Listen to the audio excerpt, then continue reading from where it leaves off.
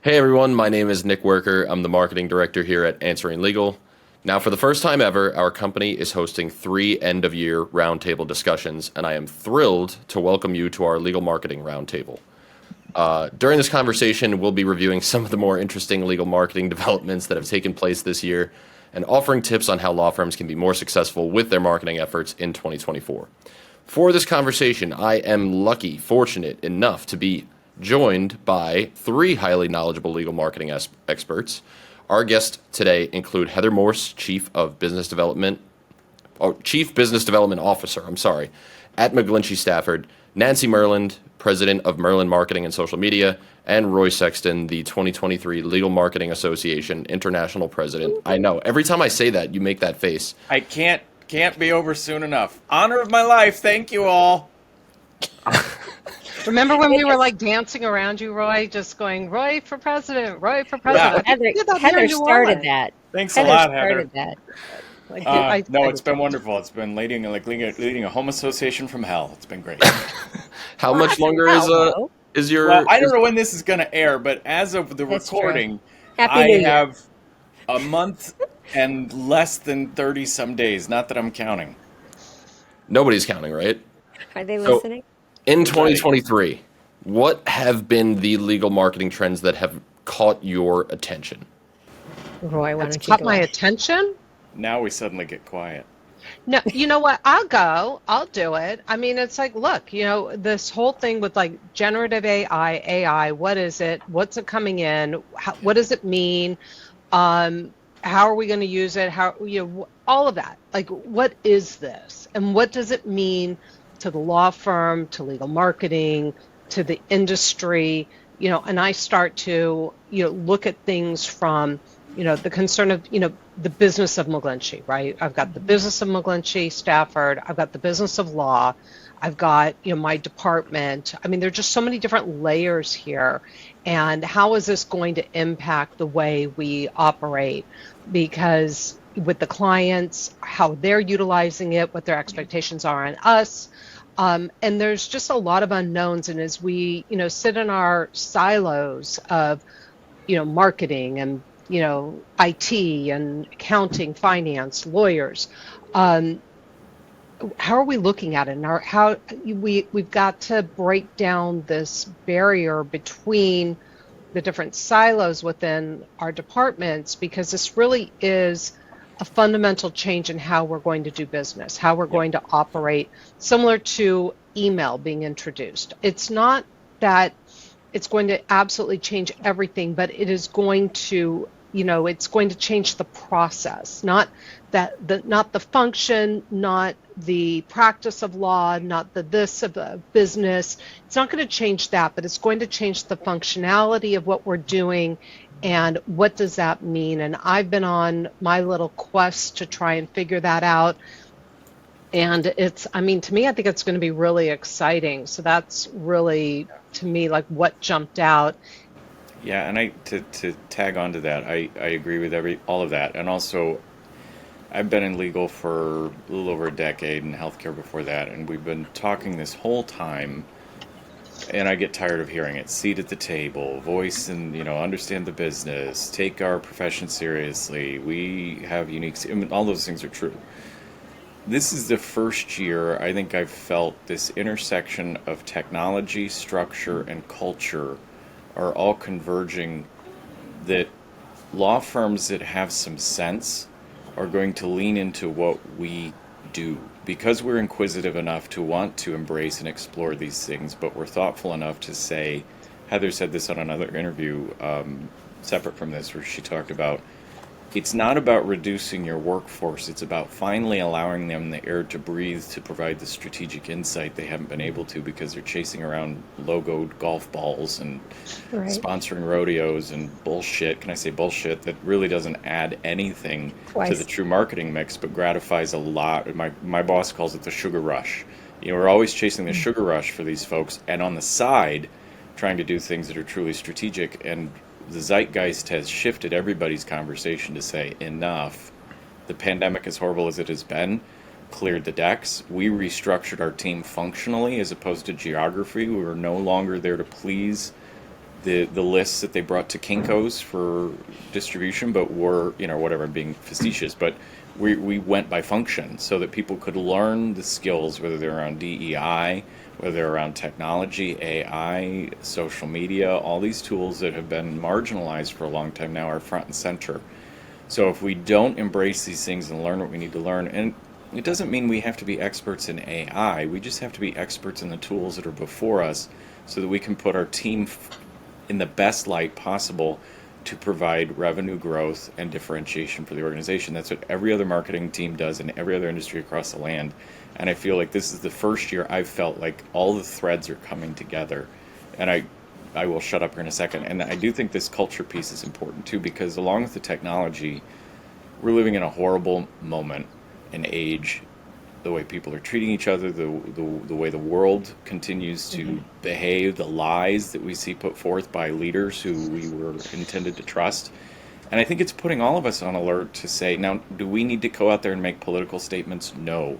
But do we have to lead authentically and show what a culture can be to lift people up, to bring the talent forward? Yes. And is that what our clients expect of us? Yes.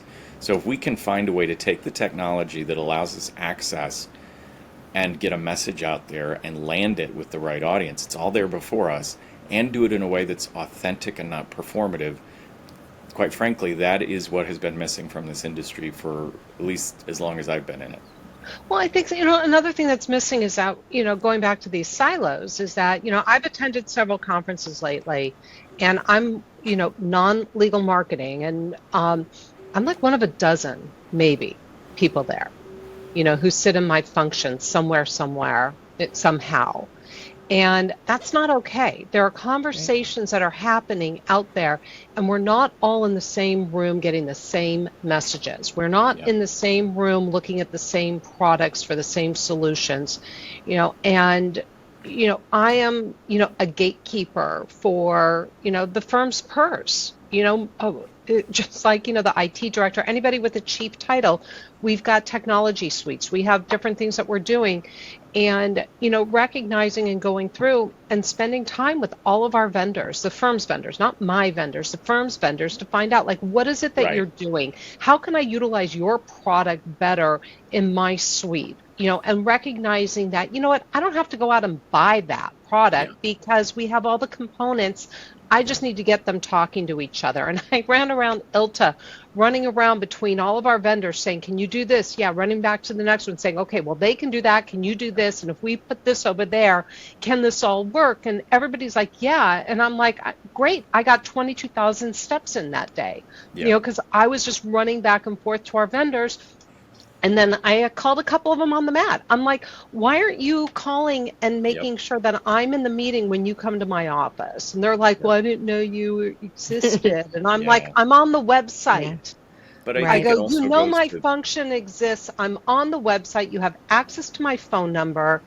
Come on. They should know. Enough already. But unfortunately, I think we've seen, and I don't say this negatively about service providers because I don't envy that work, selling to law firms historically has been successful for certain folks by sort of dividing and conquering.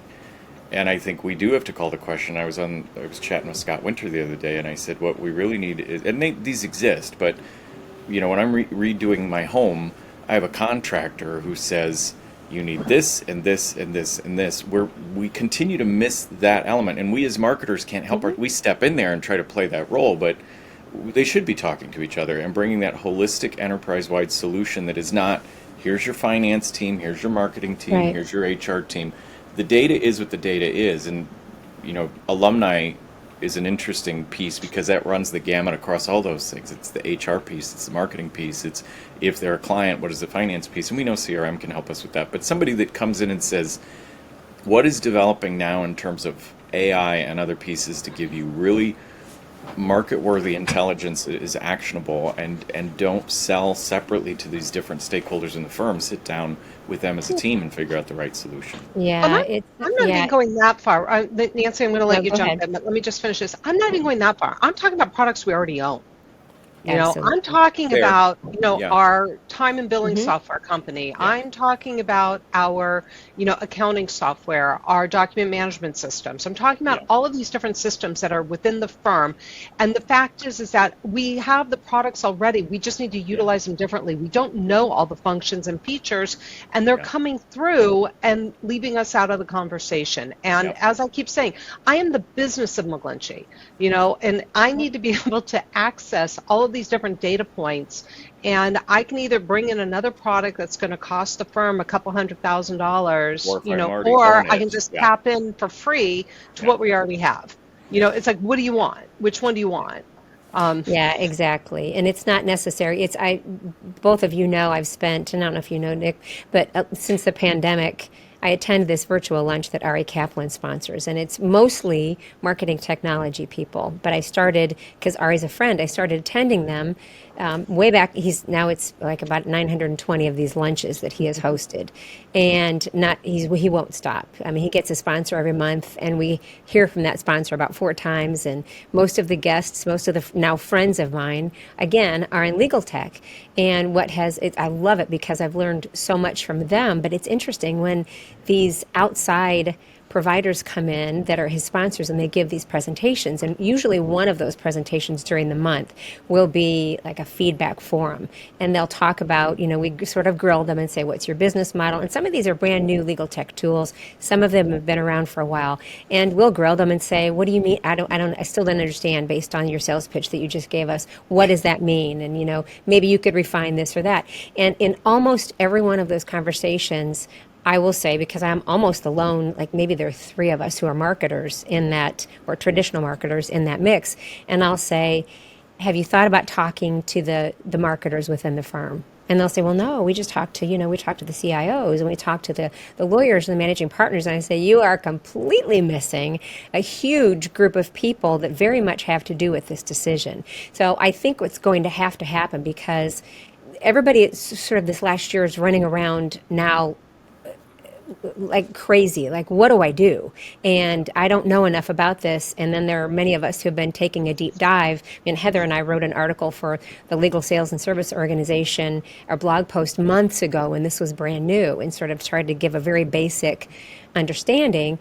So there are a lot of people saying, I don't know what to do. There are many of us saying, it's starting to become very clear. And then there are many that are saying, I'm at the table and I'm helping make these decisions. And so I don't think it's just the service providers and vendors that need to remember, although they do, to include everybody who is a stakeholder. The firms have to realize too, and leadership has to understand, you know what, I need to run this like a business. That means that in every other organization outside of legal, the marketing person almost always drives these conversations. Why are they not in this? Yeah. That we are still having these conversations. I mean, I had to ask to be on the strategic planning subcommittee 20 years ago when I was in-house. That we are, and the head of it said, oh, I didn't think about that, and put me on it. That we are still having these conversations, to me, is amazing. So, and then the third spoke of that is, if we're not seeing it done, we have to speak up for ourselves and say, you know what, these are the conferences I want to go to, even whether it's online or it's in person. I want to learn about this. I would like to see the firm invest in me to become smarter in this so that I can help you along the way. So it's a really weird, we're going through a really interesting evolution right now. A lot of it good, some of it just scattered completely, where people are worried and they don't know what direction to turn. And we're talking somewhat structurally, a little org structurally, a little bit. I would also counter, whatever your firm culture is like, your organization culture is like, don't get stuck in one form of thinking or not. You are part of the executive committee, so we make all the decisions and we will talk about it separately. Or we're going to have every operational area show up for a meeting of 45 people. Also, you can look at it as, who are the minds in your organization who have an affinity for this? Often a marketing mind will be one of those people. Yeah. But create that skunk works, another term that I kind of hate, but who are the 6 or 7 people in your organization, regardless of what role they have or what level of leadership they have, who are just interested? You want the connectors, the people who will do what Heather took upon herself to do, to go, okay, you've got this, and you've got this, and you've got this, and let's, you need those minds, and whoever they are in your organization, get them together and give them a charter and say, look at all of this and figure out where the opportunities are. Where are we leaving opportunity on the table? You don't necessarily need to invest in new resources or tools. You just need to avail yourself of what you have and then really figure out what you're missing. And then you can go to market and look for something that you need to fill that gap. Well, there's that. I mean, really, where, I'm resting in all of this, at least in like, phase one, which will last multiple years, but it's efficiency. How do we become more efficient? Because that's where, in general, we bleed money is in the efficiency. So if it takes too long to do research, the lawyer's going to write that money out. But if we can improve the amount of time that it takes them to do that research, that they don't have to write off, because if they are spending 4 hours and writing off 2, well, what if we can actually get it down to 2 and give you those 2 hours back? Yeah. It's just looking at these things, whether it's like how they're capturing time, how they're running the bills, how they're doing these different things. As I say, tackling all of that. And I'm telling you, my next word to get rid of is like non-billable. I started working on non-lawyer, I don't know, so many years ago. I think I wrote one of the first blog posts about that. And, what damage that term does, because what it does is it makes it seem that anything that is not billable for the client is not important, and it's less than. And so we're actually looking at rebranding that within our firm, because, that's a whole other subject right there. I'm not even going to go down that path. But, really what it comes down to is that we've got all this time and these things that we do in the law firm that don't really bring value there, that to the client, right? That either the client isn't going to pay for because, in the outside counsel guidelines, they're not going to pay for it.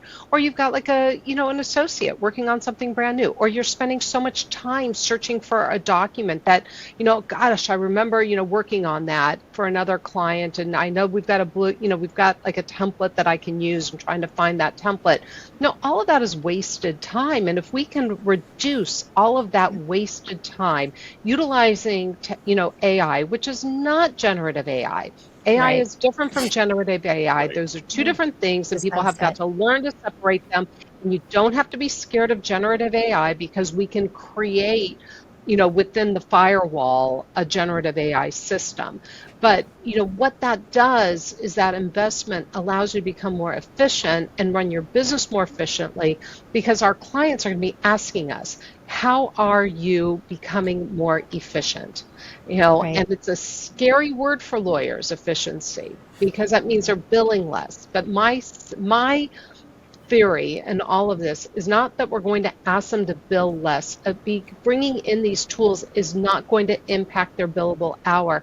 What it's going to do is erase all that time that they're spending on that non-billable stuff, or that stuff that they're billing and then writing off because it took them too long or whatever it is. So I think there's a lot going on here business-wise that's going to make us a better mousetrap, because Gen Z is not going to put up with this. No, and they're going to be very vocal about not putting up with it.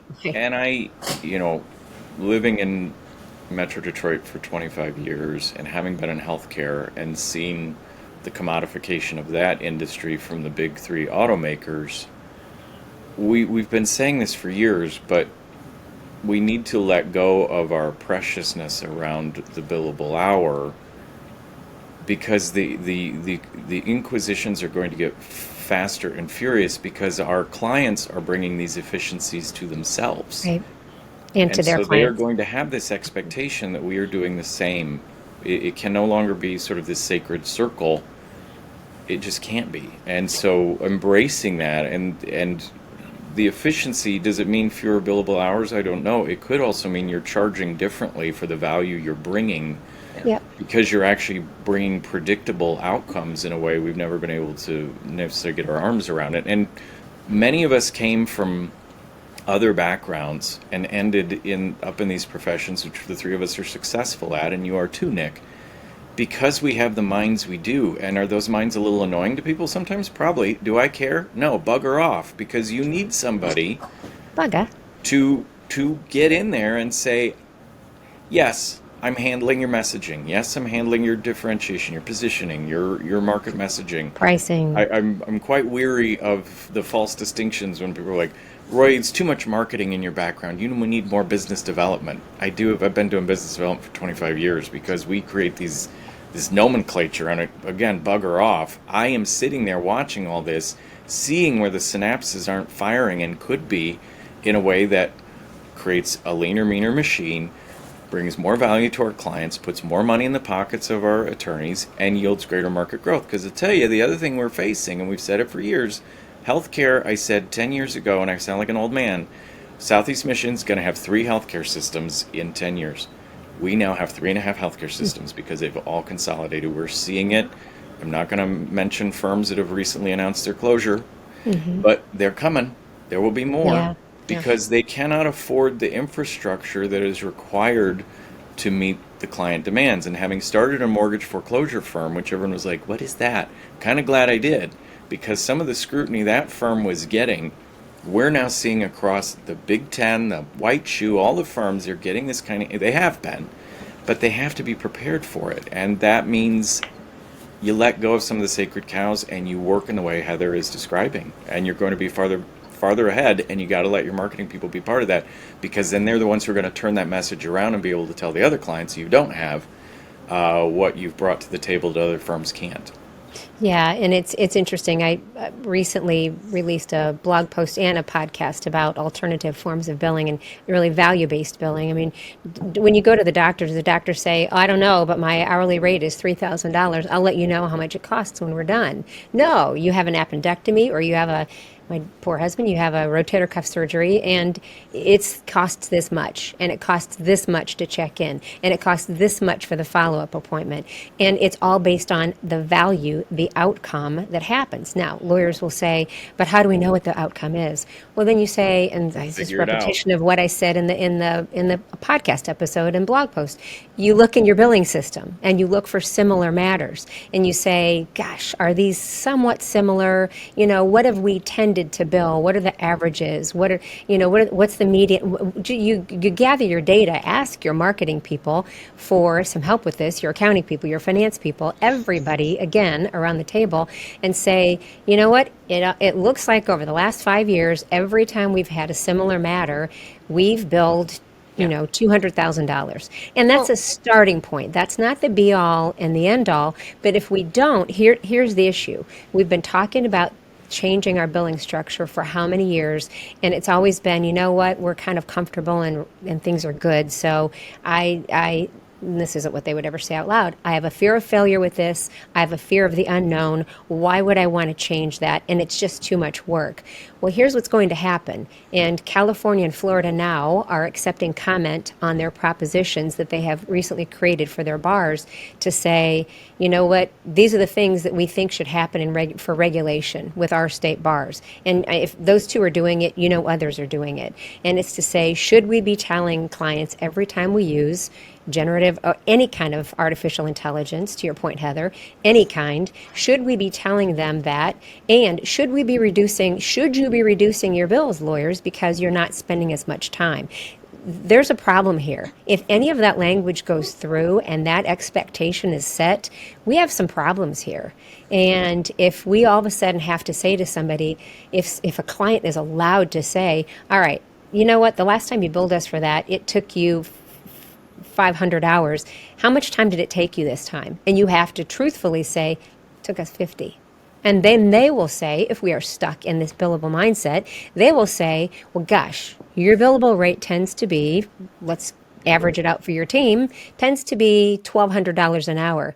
Why are you billing us what you're billing us? So I think we are being thrust into, again, this evolution that I keep going back to. We're being thrust into a time when we have to think more like business people, law firms, than we have in the past, not because, and yes, it's painful, yes, it's going to take some number crunching, but it's where this is all headed. But the whole thing is that this is where, on the business side, not so much on the practice of law, but on the business of law side, where AI is going to be very important, because most of that can be solved through Sally coding your matters, Sally code, work, the same Yeah. Sally codes on the work product itself versus, on the And the billing predictive codes. modeling. Right. Absolutely. So I think there's a lot that's in there right now that, are we 100% there? No, we're not 100% there, but this is where things are going. There's a book everybody needs to read, and it's 25 years old. The World is Flat by Thomas Friedman. Yep. Everybody needs to read this book because it is the moment we're in. And I remember it hit me. I loved it. We had to read a chapter for my MBA, and it was one of the few books I'm like, I'm reading this whole thing because it went over and over. And every industry that was faced with this disruption and the ones that stuck their head in the sand are gone. Where is Kodak? What kind came back around? But we're in the picture. We're in the film, the celluloid film business. No, you're in the capturing of memories business. The music industry. We're selling silver discs. No, you're selling the music experience. We see film going through this disruption right now, and those firms or those industries that fight what is happening technologically because they're protecting a revenue stream they understand. Somebody comes along and says, "Oh, I can do this better and smarter," and the market will provide and say, "No, I'm sorry, I'm going over here. I don't care what the bar associate, whatever a group has decided. Here are your rules and regulations." Other people are going to go, "I have a legal need and I need it solved this way, and this is what I expect." And again, they have to let go of that sort of precious understanding and realize that the pressures are there, embrace them now, and become better through them. And what good client? Let's say you have some clients. I mean, you don't have to eat the elephant right away. Let's say you have a really great client or two great clients that you've had a long relationship with. Do you think they're going to run for the hills when you say, we're going through a transition here and we'd really like to get away from this billable hour? I sense that you might too, because what could be bad about it? We are years away from that. We are years away from because we don't have the infrastructure in place to be able to do that. I mean, law firms across the country do not have the infrastructure. But some do. Get there. Some do, but I will say this is that some do for some practices. Right. I yes, don't know of any absolutely. firm that across the board is Sally coding and everything with every practice group. They're working with certain practice groups. Yeah. So there's still, even in the firms that say they're doing it, for some.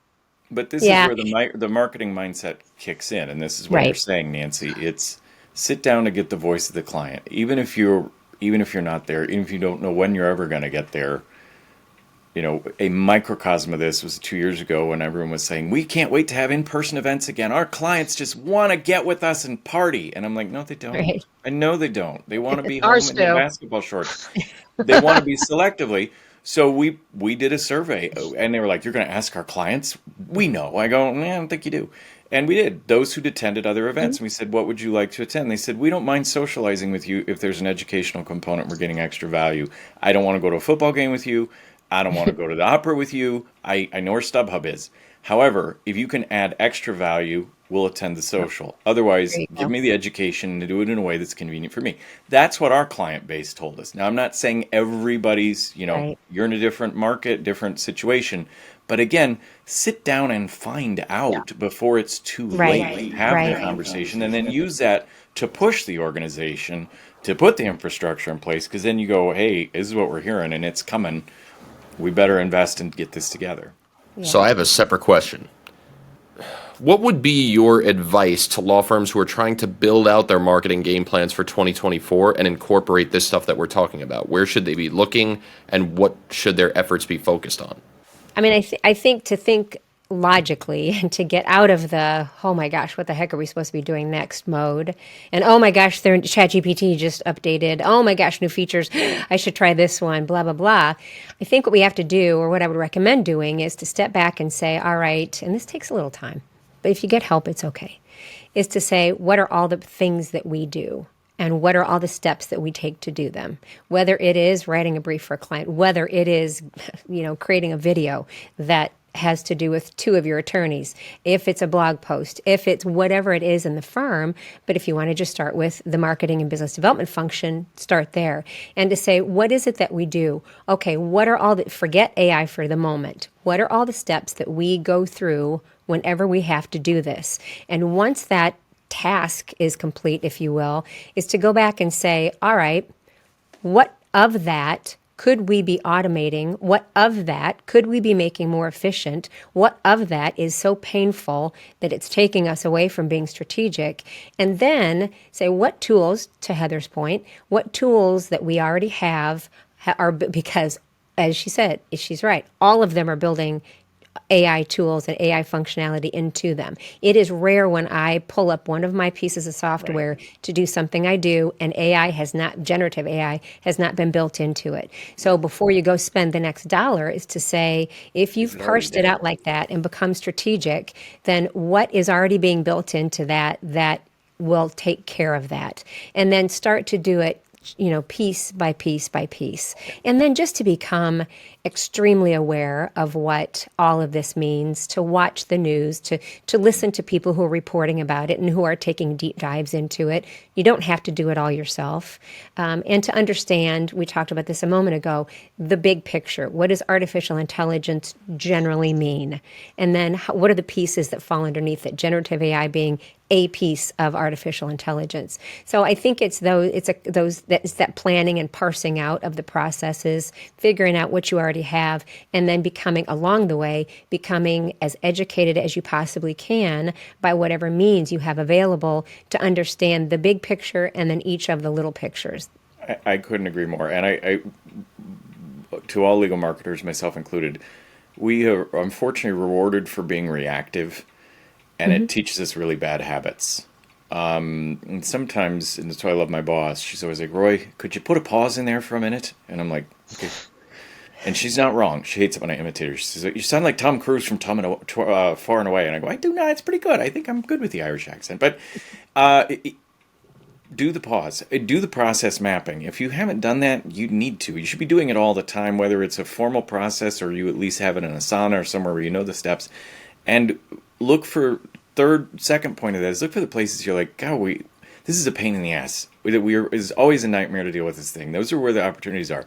And then this is where the savvy marketers, like Heather's describing, go to the conferences. If you're in that leadership role, your job is to be at least learning enough to ask the right questions and look at your marketing stack and ask why, because Nancy's right. We've actually had AI and generative AI as part of a lot of our marketing technologies already for quite a while. That's why it kind of annoys me. Everyone's this year like, and I joke about this and Nancy shakes her head. It's like 1 year it's Internet of Things, 1 year it's Clubhouse, 1 year it's AI, and we all and it's like it all sometimes feels like Jan Brady going. It sometimes feels like Jan Brady going, I got a boyfriend named George Glass. I'm like, everyone just keeps saying these things. I mean, we've already been using this stuff.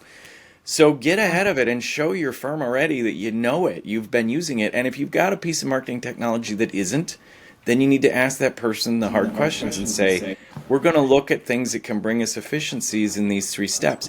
So what we're saying in this is if you're in a leadership role, or even if you're not and want to be, show you have command enough of what are the steps in what you're doing. And I know that's not answering your question, Nick. I think you were like, what should my plan for 2024 be? Well, sometimes it's just get your house in order. How do you do the work you do? Where are the steps of inefficiency? Where are your pain points? And look at your marketing stack and say, what am I missing right now? And are they working on it? And if they're not, that's where I need to be looking for a resource that's going to find a solution for me. So I'm going to jump in there because I think it's like understanding, not just what your technology stack is, but understanding the technology stack of the firm and understanding the roadmap of those technologies, because some of those roadmaps include sunsetting.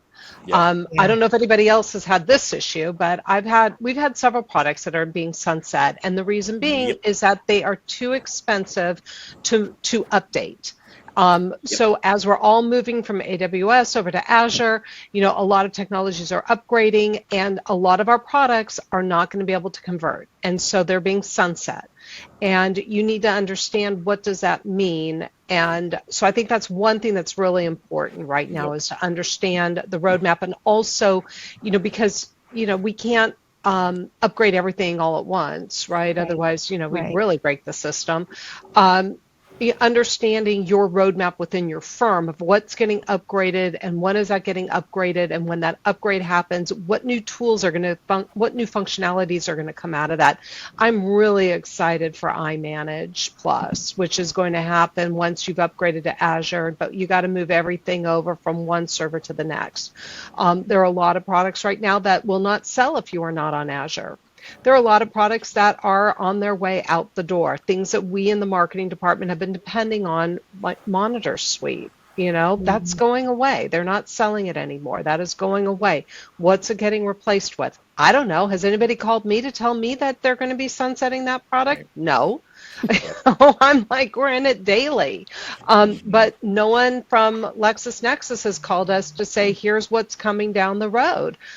So I think you need to understand, what's going on and where you have influence, where I have influence. So if, the contracts are up and things are changing, do I have influence to know the difference between the LexisNexis offerings when it comes to litigation research versus what's going on over at Westlaw versus what's going on somewhere else? So I think understanding all that's really important. And so, heading off to ILTA or one of the other technology conferences, Legal Week, I think is a must. If you are a C-suite, or first chair, if you are not at ILTA or Legal Week, I'm like, I don't even want to talk to you because I don't understand how you can do your job.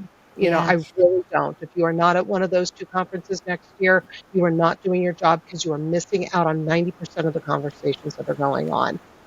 The other is like, what's the foundation? And I think that's another thing to do is like really figure out what your foundation is for all of this. So for me, it's Sally codes, what is going on. So understanding, getting into that, and then how will those be implemented and what can we do to implement those, which for me, it's going to be a lot of AI. It's really cool. It's kind of exciting, the things that are going on that way.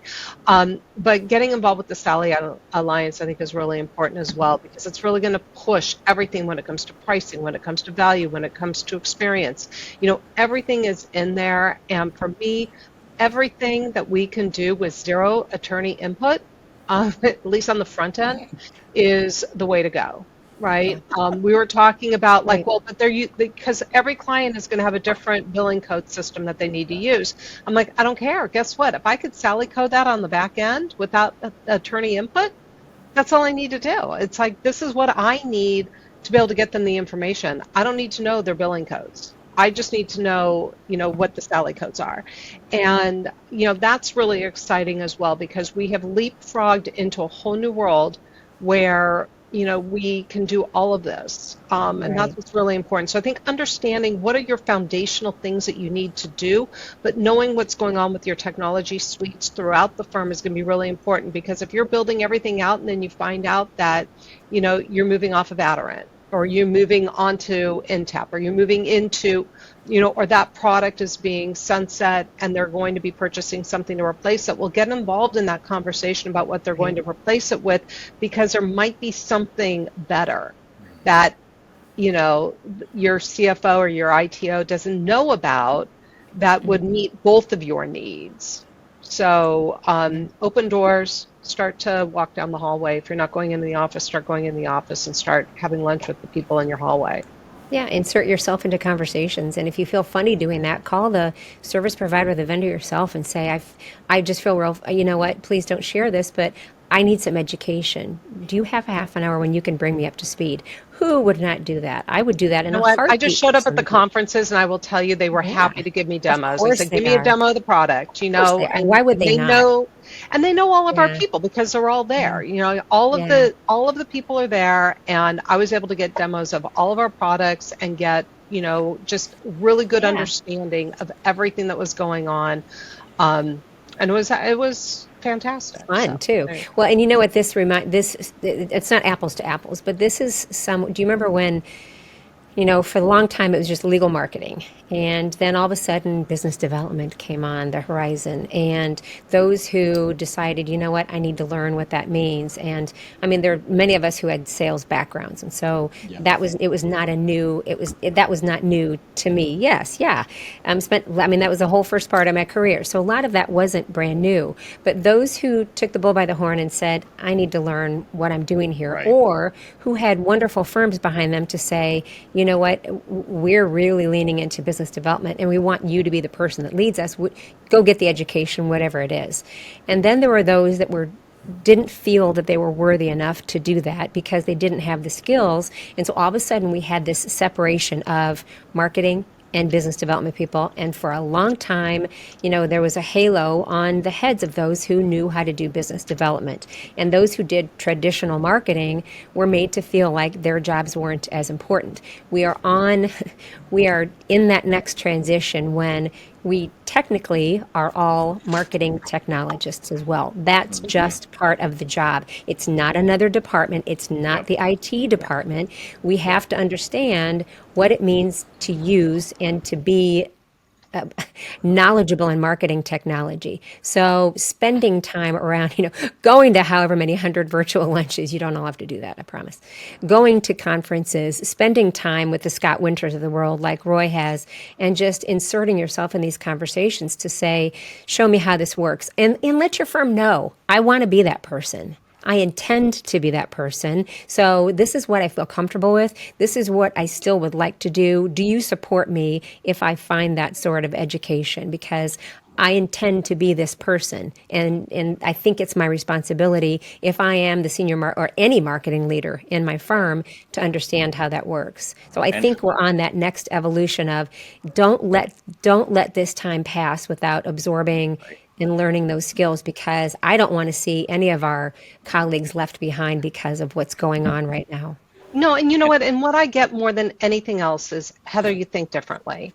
When people Did you say say like thank you? differentiates, I do. Thank you. But it's like I used to be like, what do you mean? I don't understand. And I get it from our vendors, I get it from the business people out there, I get it when I go to conferences, when I have conversations, when I'm on podcasts like this, is that you think differently.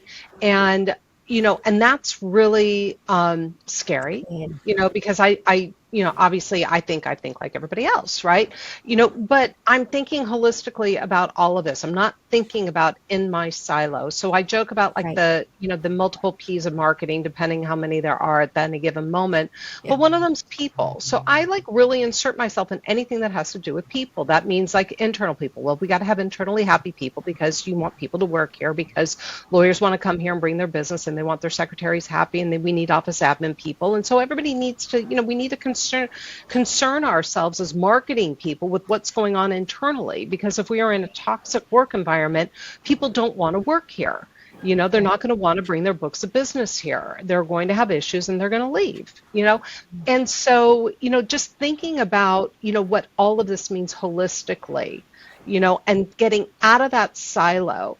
There's so many people in C-suites, throughout, the legal marketing, and I'm sure in other, as well, that they don't leave their offices. They don't go to the conferences. They're not engaged. They're not out there having conversations, and they're really doing a disservice to us as an industry, because where are they? They're not showing up. They're not participating. They're not listening. I don't know where they are. But one thing that we know from just seeing what's going on in the world today, living in your bubble, it might feel safe, but it's not. And it is not healthy, and it's not safe for everybody around you. And I would say that for people in our roles as well, is that if you are in your seat and you're not going out and you're not participating and you're not actively communicating and getting outside your comfort zone. I showed up at a conference, somebody looked at me and goes, "What are you doing here? This isn't your world." And I'm like, yes, it is. It's all my world. I think, I think I would only reframe a little bit. I agree with what Heather just said. I might reframe it just slightly in that this is an industry that tends to shame people into a certain kind of behavior that may or may not actually yield the best results. So I'm less interested in them doing a disservice to the profession than them doing a disservice to themselves. So you owe it to yourself as a professional to have the intellectual curiosity to ask the questions, to get involved, and you only hold yourself back by not doing so. I was fortunate that I grew up in a strange home, and I went in a liberal arts college, and I started my career at Deloitte Consulting. And those three pieces have led to me always being that person who does not, if someone says you don't belong here, I'm like, hold my beer, I'm going to be there. And I think Right. however you do that for yourself, and however you learn. Heather is someone who goes to conferences and talks to people. Maybe you're the kind of learner that is learning in other formats. Great, but be learning, be asking the questions, and be looking, as it's a great word, holistically.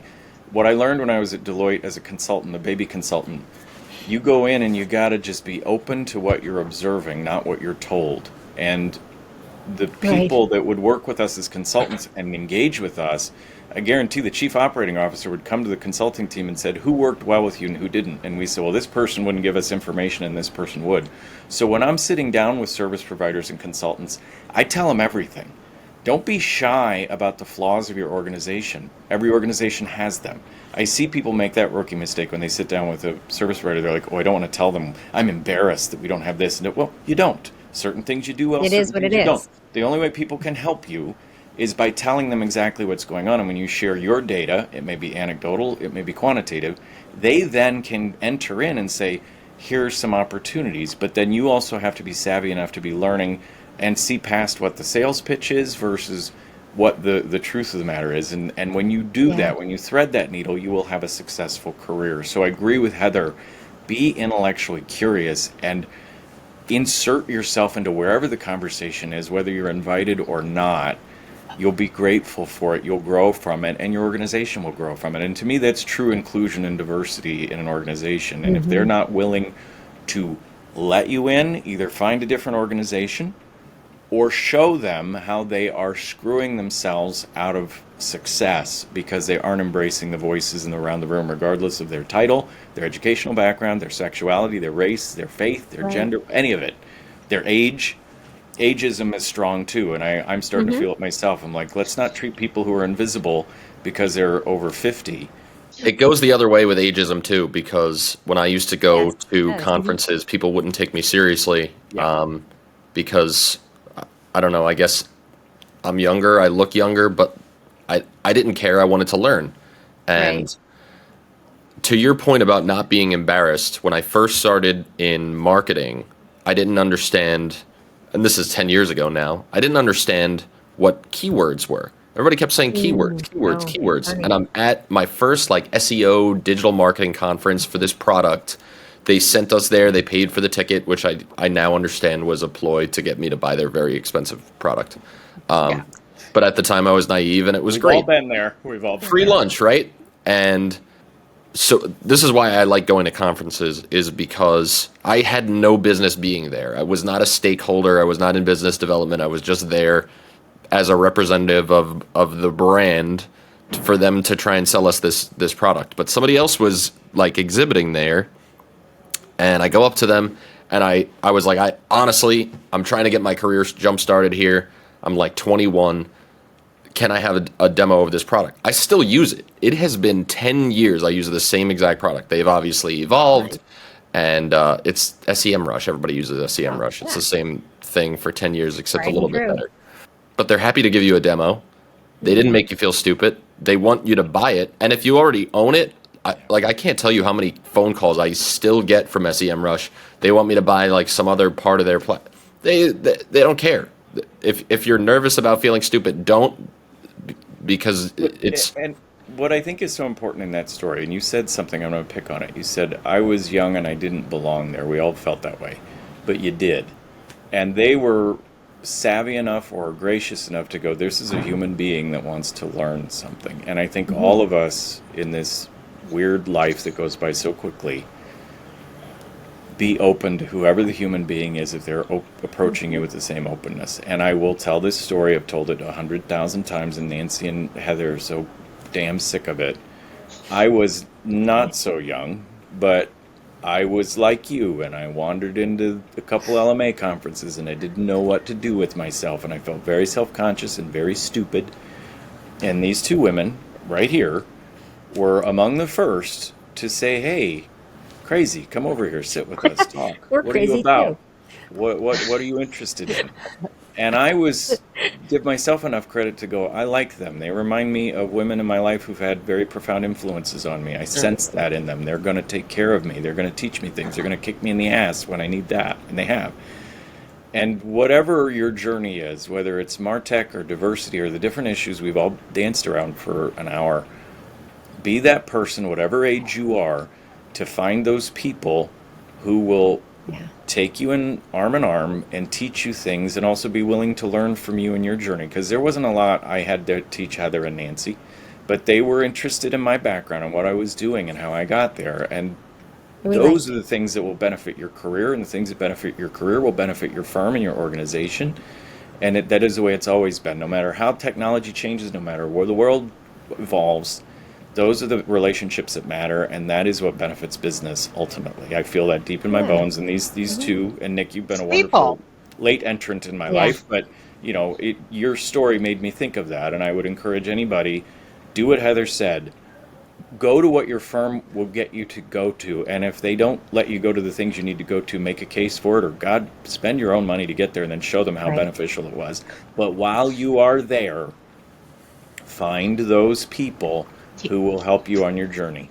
I'm going to jump in really quick, and I'm just going to say this, a little advice to anybody who's out there, looking for a new job, is that you negotiate this before you walk in the door. Yes. You let them know that you Yeah. need to attend 2 to 3 conferences a year where you're around peers, where you're learning new things, where you are listening to the voice of what's going on out there. Because, I'll take this back to I think it was I'm trying to remember which kid I had, but it's probably around 2004. And I was working at a big law firm, and they're like, you don't need to go to that conference this year. We're rotating it, and somebody else gets to go. And I was like, so I know everything I need to know. You're good with me. And they were like, what? I was like, so I don't need to learn anymore. It's like what I know a year ago is all you need to take your firm forward. I mean, this is in 2004. And she thought about it because attorneys go through CLE. They have to do CLE every year. And you Right. have to align it with that and just make them understand I need to learn, because if all I knew was what I knew when I got into legal marketing, that was 19, I'm trying to remember, 1998. Is when I joined, I got my first legal marketing job. I'm telling you, I've learned a lot since then, Yes, and you'd still some be of it has sending been on my own. postcards, and you'd still be sending postcards and getting Right? ads, and You guys don't I send We were don't know how postcards? much. we were still doing, paper mailings back then. So, but I'm saying is that you need to continue your Yeah. education, and you need to include that when you are negotiating going Yep. into that job. And if they don't appreciate that, or they say no, red flag, turn around, and this is what I Yeah. mean by making sure that we are in our roles today, wherever we're sitting, that our current firms know and understand the value of what we bring, because I'm not always going to be sitting in this chair in this office at this firm. I'm going to move on, but you know what? I've left it a better place. If I had to leave tomorrow, if I won the lottery and I'm out of here tomorrow, I've left it a better place, and they have a higher expectation than they did before I got here. And I And think that's what's something that's really important, is that you need to you listener need to Yeah. raise the expectation of what the role of a legal marketing, legal business development, whatever it is, whatever your title is, you need to raise the level of what that role means and what it can do, and make sure that, this is the Marketing Me, one of my first, blog posts, and you need to get out there and market it within your firm so that they know and understand the strategic value that you bring to the role. You're not always Right. going to be in that role, but it's going to make it a lot better for you. It's going to make it easier for you to advocate for your team. It's going to make it easier for you to bring in new products. It's going to make it easier for you to introduce a new program, because they're going to know and trust what it is that you do, because you are a strategic component of the firm, you get and it's your job to do that. you get ammunition at these things you come back from. You talk, and the Right. spirit of competition is strong. So all you need to do is name drop a few firms and the people you were sitting by and what Yeah. you learned. And they're like, oh, but the other thing I would say, and this is going to be completely antithetical to the role I've had this year, don't necessarily feel like you have to be in the same association year over year or go to the same conferences. Yes, I'm the LMA president. I'd love everyone to be a member of LMA. But you need to evolve and find the things that you want to go to and have a mix. And I think the best thing that could happen to the association and educational portion of our profession is that spirit of competition, that people are shopping for what they need, because that gets all the associations sharper at their game and saying, oh, crap, everyone's going to ILTA. We left that. We need to address that. Or everyone's going to clock for this, right, or whatever. And you also have to be savvy enough to understand you need to learn your organization, learn where the issues are, and find those. And if it's not a conference, if it's not an association, if it's some online, whatever the community is that will refill your well, find it, leverage it, and change that mix. Because your job is going to change, your interests are going to change, and you can't keep going to the same well over and over and think it will fill those needs. It won't, and that's okay. And you can't sit back. Sometimes you just can't sit back and wait for somebody kind enough in your firm to tap you on the head and say, "I choose you." And I wrote a blog post a long time ago that said, "Choose yourself." And if somebody's not inviting you, in my case, onto the strategic planning subcommittee, or they're not saying, I think you need to go to this conference, then you need to figure out the ways that you can choose yourself and prove it while you're improving yourself, prove it to those around you that you know what you're talking about. And yes, if choosing yourself and having to spend money on going to a conference is very expensive, but it is amazing the amount of online training there is in this very topic without ever walking out your office door. So, it's equivalent to, in my world, if I'm not chosen to, let's say, speak at a conference or whatever it is, or if they never reply to you about not being chosen, which I've recently experienced, which is, one of our very own. And Still. had to slide that in, Roy. That's hilarious.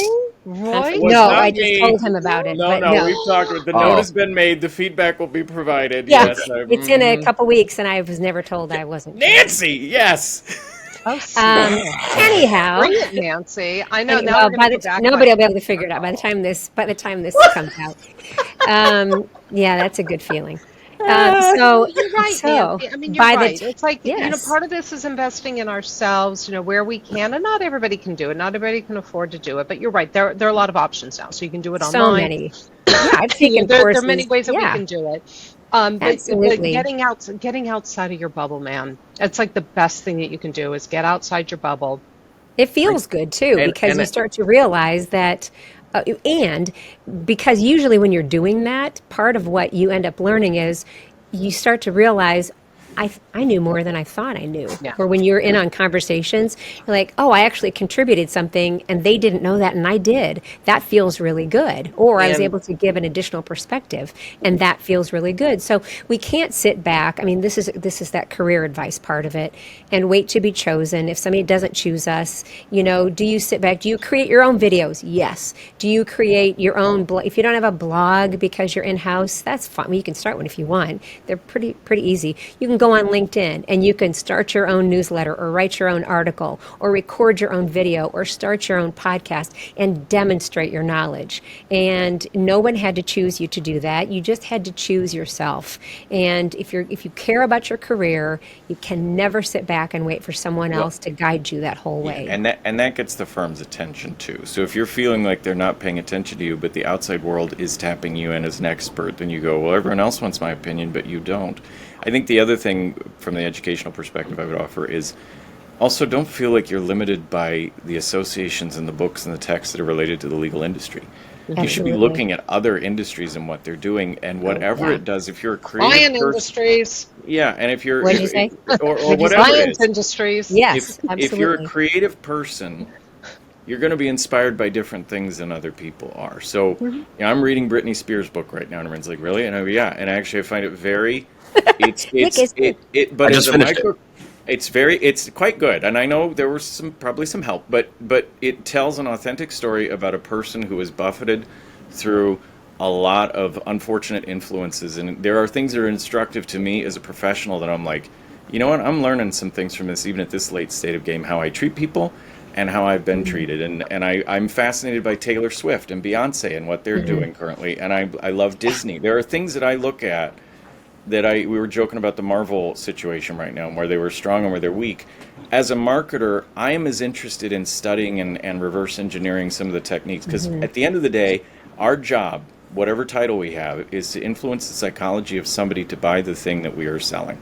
Right. And so I am always interested in how other people are doing that. And those are kind of the early warning systems of things that will eventually come to legal. And if you can adopt some of those techniques and approaches, the world is conditioned to look and search and buy from those experiences as much as they are from what they're learning from professional services. So, again, I think what we're saying in this last section of this is be a sponge, soak things up, make your own mix of it, brand yourself, get yourself out there, and advocate for yourself for whatever the things are you need to grow as a professional, and you will benefit and your firm will benefit from it. And I love that, Roy. And kind of where it's taking me in thought is that things change. There's processes change, but at the end of the day, we are selling professional services. At the end of the day, we are selling intellectual, not intellectual property, but intellect is what we're selling. We're selling what these lawyers are thinking and how they think. And, I always say it's like what I need to do is get what you're thinking, out into content. It used to be out onto paper, but now I need to get what you're thinking into content so that I can let people know what it is, your process of how you think and how you work, because that's what they're interested in. But it comes back to, John Remsen, and this is like an oldie but a goodie, is at the end of the day, all things being equal, the client is going to hire the lawyer that they know, like, and trust. Yep. And I say my job is to get you known, liked, and trusted. And over the past 25 years, how I do those things and how I accomplish those things is different. It's the mode has changed. But the method, the whole idea around that is that the lawyers need to get known, liked, and trusted. We can have a whole other conversation about, best lawyers in chambers and things like that, because I'm one of the people who likes them.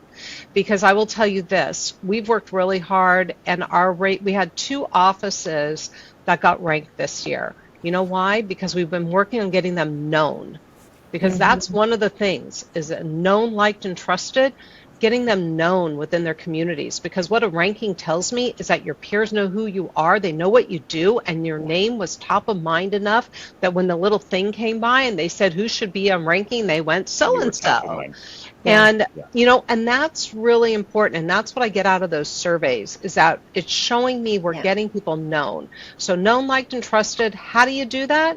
Nothing has changed in there. The lawyers are still skeptical. They're still risk adverse. There's still all of these things, layer in like the ops people, but it's still known, liked, trusted. Well, and you have to be opportunistic enough to take advantage of what you have in your ecosystem to make it work. So I quote Heather all the time. She wrote a post quite a while ago now, because we do these recognitions. We all kind of a love-hate relationship with them, I suppose. And you had posted this thing about an attorney whose son was in the office on the weekend and saw one of the plaques and said, "Oh, is this why you aren't home?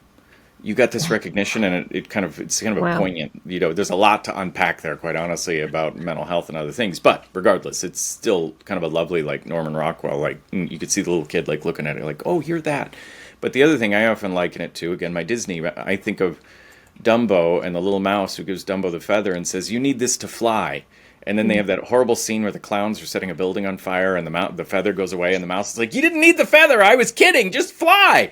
That's a little what some of these things are like too. Sometimes it's the feather we're giving the attorney so they go sell themselves in the way they should have done all along. But we're all human.